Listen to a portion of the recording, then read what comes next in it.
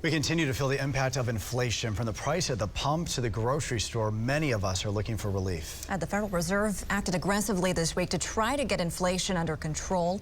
It boosted rates by the biggest margin since 1994. So this afternoon, the moderator of CBS's Face the Nation, Margaret Brennan, joins us to break down what drove this decision. Margaret, good to see you again. What does this mean for people overall?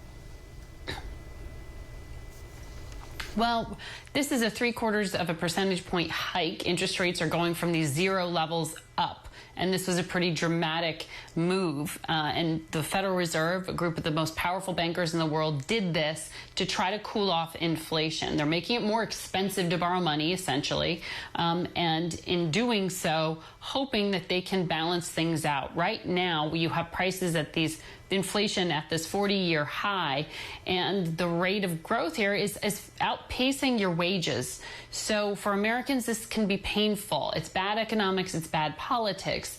The question is, can you get this just right so that a recession is not triggered? We're going to speak to one of the few people in the room who made the decision to raise interest rates. That's Loretta Mester. She's from the Cleveland Federal Reserve Bank. And then we will also speak to one of President Biden's top economic advisors to ask him whether on the political front there's anything the president can do or if he's just powerless here.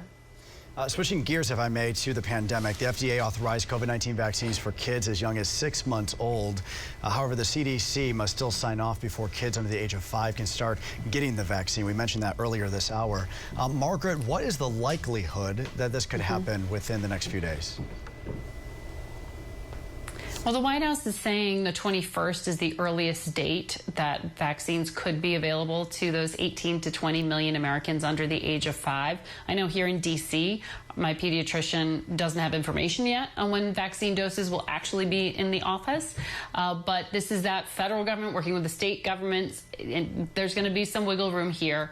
We'll be tracking it to talk about the government rollout. We'll also be talking about what we're seeing in terms of willingness of parents to vaccinate these youngest Americans. And we want to talk about that with Dr. Scott Gottlieb, the former FDA commissioner and current Pfizer board member, to understand exactly what the company saw with its analysis and research and what the potential risks could be here.